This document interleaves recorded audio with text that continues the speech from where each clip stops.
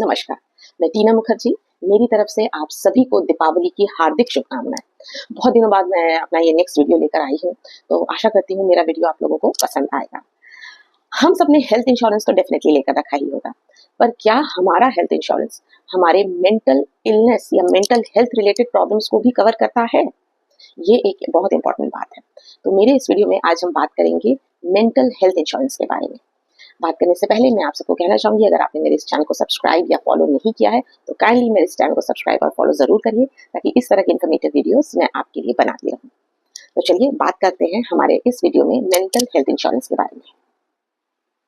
Policy बाजार का जो एक रिसेंट सर्वे किया गया है, उसमें देखा गया है कि जो मेंटल हेल्थ रिलेटेड क्लेम्स हैं उसमें अप्रोक्सीमेटली 30 to 50% तक का राइज हुआ है।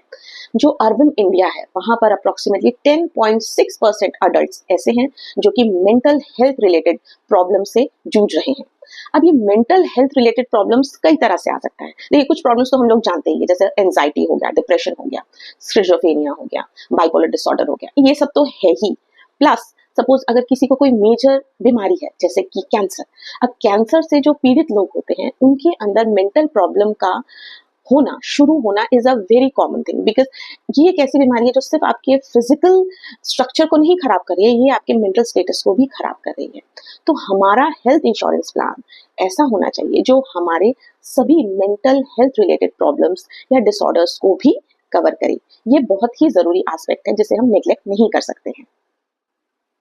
Mental health care act 2017 IRDA की गाइडलाइंस के हिसाब से जितनी भी हेल्थ इंश्योरेंस कंपनीज हैं उन सभी को अपने प्लान के अंदर मेंटल हेल्थ कवरेज देना ही पड़ेगा। ये एक मैंडेटरी एक्ट है जिसको उन्हें अप्लाई करना ही पड़ेगा अपने इंश्योरेंस प्लान के अंदर। देखिए, यहाँ तक तो सब कुछ ठीक है, पर ये जितनी भी मेडिकल इंश्योरेंस प्रोवाइडर्स होती हैं ये हमें क्लेम कब देती है? जब हम हॉस्पिटलाइज होते हैं।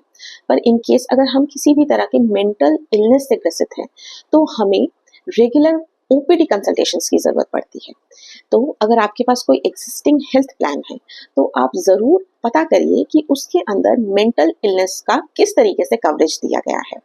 अगर आप कोई नया stand alone mental insurance plan लेना चाहते हैं तो उसके अंदर ये 5 चीजों का ध्यान आप जरूर रखिए।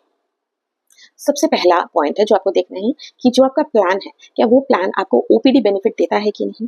दूसरा, क्या आपके प्लान में किसी भी तरीके का वेटिंग पीरियड है कि नहीं, क्योंकि वेटिंग पीरियड बहुत इंपॉर्टेंट होता है जानना। अगर आपको कोई प्री एग्जिस्टिंग बीमारी है कि नहीं या कोई ऐसी बीमारी जो कि थोड़ी कॉम्प्लिकेटेड है तो जनरली वेटिंग पीरियड रहता है, तो प्लीज पता करिए किसी भी तरीके का वेटिंग पीरियड है कि नहीं। थर्ड, क्या आपका प्लान हर तरीके की थेरेपी और काउंसलिंग को अप्रूव करता है कि नहीं, अगर करता है तो कितने टाइम पीरियड के लिए करता है। फोर्थ, आप जिस भी थेरेपिस्ट से बात करते हैं क्या वो थेरेपिस्ट आपके हेल्थ केयर नेटवर्क के अंदर है कि नहीं, ये जानना भी बहुत जरूरी है कि थेरेपिस्ट मेरा उस नेटवर्क के अंदर है कि नहीं। और फिफ्थ और बहुत इंपॉर्टेंट चीज है कि आप अपने प्लान में ये जरूर देखें कि उसके अंदर मेंटल इलनेस रिलेटेड क्या क्या चीजें कवर्ड हैं। वाइड कवरेज होना चाहिए mental illness related problems and disorders का। तो इन 5 चीजों का ध्यान आप जरूर रखिए अगर आप कोई भी स्टैंड अलोन प्लान लेना चाह रहे हैं खुद के लिए या अपनी फैमिली के किसी भी मेंबर के लिए। स्टाइल है, इसको देखकर मुझे लगता है कि ये मेंटल हेल्थ इंश्योरेंस या मेंटल इलनेस के बारे में सोचना और इसके बारे में पहले से तैयारी करके रखना बहुत जरूरी है। ये बहुत इंपॉर्टेंट है आपके लिए, मेरे लिए और हमारी नेक्स्ट जनरेशन के लिए, क्योंकि हमारा लाइफस्टाइल हमारे लिए हर दिन नए मेंटल चैलेंजेस ला रहे हैं। तो इस चीज को बिल्कुल नेग्लेक्ट नहीं करिए। हो सकता है आज आपको जरूरत नहीं हो, पर भविष्य में इसकी जरूरत आपको या आपके बच्चों को पड़ सकती है। तो इसके बारे में आज ही सोचिए, इसके बारे में आज ही पता करिए और बात करिए। मैं मिलूंगी आपसे अपने नेक्स्ट वीडियो में कुछ नई इन्फॉर्मेशन के साथ। तब तक के लिए नमस्कार।